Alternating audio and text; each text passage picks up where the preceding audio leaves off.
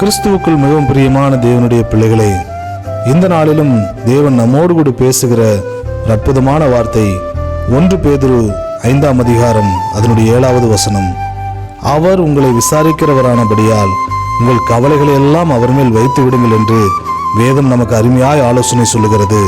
இன்றைக்கு நம்முடைய கவலைகளின் மத்தியிலே, நம்முடைய பாடுகளின் மத்தியிலே, கண்ணீரின் மத்தியிலே நம்மை விசாரிப்பதற்கு ஒருவரும் இல்லை என்று சொல்லி அநேக நேரம் நாம் கலங்கி தவிப்பதுண்டு.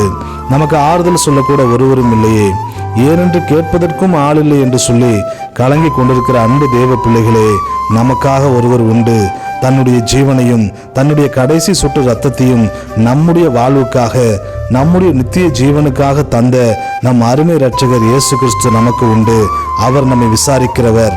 அவர் மேல் கவலைகளை வைத்து நீங்கள் இளைப்பாருங்கள். உங்கள் கவலைகளுக்கான பதிலையும் வெற்றியும் உங்கள் கரங்களிலே தருவார். ஆமேன்.